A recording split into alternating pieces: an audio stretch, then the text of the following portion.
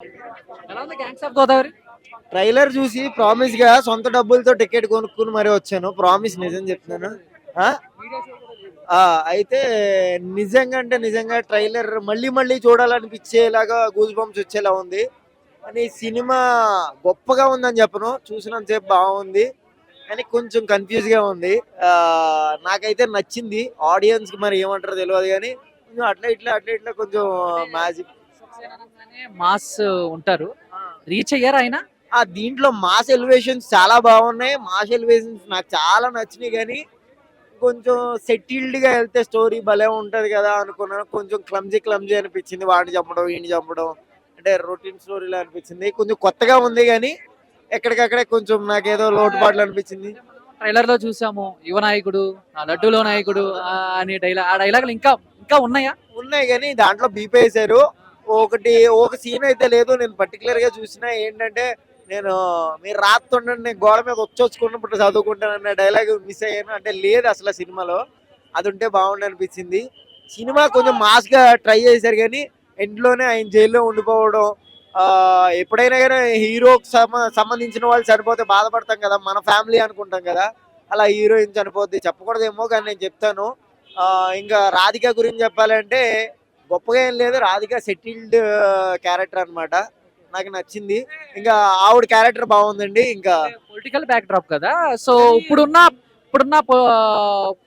Politics మీద కానీ political leaders మీద కానీ ఏమన్నా డైలాగ్స్? ఆ రైటర్ ఎవరో తెలియదు కానండి, అచ్చం జగన్ మోహన్ రెడ్డిని ఊహించుకునే రాశాడు. ఈ స్టోరీ కూడా అలాగే ఉంటుంది. ఇసుక మాఫియాల్లో పైసలు దిగిపోవడం ఇలాంటివన్నీ కూడా కరెక్ట్ యాప్ట్ అయ్యి రాశాడు అనమాట. పైసలన్నీ నిజంగా ఇట్లాంటి జరిగిందనమాట. ఏది మన గుంటూరు ఎమ్మెల్యేని ముసుకేసి కొడితే 50 కోట్లు ఇచ్చాడు అనమాట. అట్లాంటి క్యారెక్టర్ దీంట్లో ఉంది.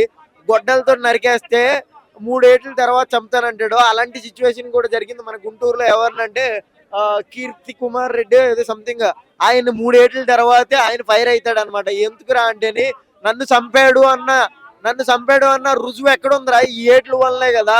ఇప్పుడు అరెస్ట్ చేసినా కానీ నన్ను చంపడానికి వచ్చారు కాబట్టి చంపడానికి వెళ్ళానని. దీంట్లో ఆ సెంటెన్స్ ని ఉల్టా మార్చారనమాట. 3 ఏళ్ల తర్వాత అమ్మవారు పూనకం వస్తుంది మిమ్మల్ని చంపడానికి రెడీ అని. నాకు 100 to 100% జగన్మోహన్ రెడ్డి కనిపించింది అనమాట. సూపర్ బాగుంది చూసుకోవడానికి. సమ్మర్ లో ఎండలో కుదిరి చూడడం బాగుంది అనమాట. నాకైతే నచ్చింది. All good. Thank you bro, thank you. అంటే విశ్వక్సేన అనగానే చాలా ఎక్స్పెక్టేషన్స్ పెట్టుకుని వస్తారు, అండ్ ట్రైలర్ కూడా మంచి మాస్ బూతులు అన్నీ ఉన్నాయి. సో ఏంటి ఎలా ఉంది మీకు? బాగానే ఉంది.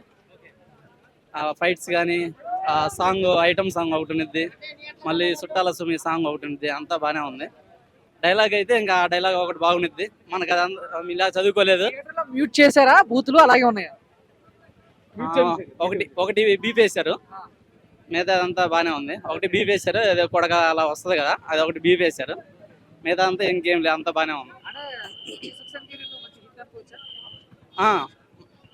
మాస్ సైడ్ అయితే మంచి మూవీ పడిందని చెప్పాలి కరెక్ట్ టైంలో. అంటే మీరు చెప్పండి, ఒక తెలంగాణ హీరో ఒక గోదావరి డిస్టిక్ యాసలో మాట్లాడటం అదంతా మీకు ఎలా అనిపించింది? కరెక్ట్ గా కుదిరిందా, ఆయనకి సింక్ అయిందా ఏంటి? పర్ఫెక్టా? కేక బాగుంది.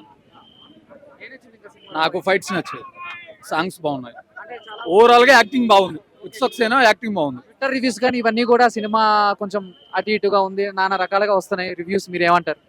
అలా ఏం లేదండి, బాగుంది. బాగుంది. బాగుంది. బాగుంది. హీరోయిన్ ఎవరు బాగున్నారు, అంజలినా లేకపోతే? అంజలి బాగా వచ్చింది, అంజలి బాగా నచ్చింది. థ్యాంక్ యూ అన్న.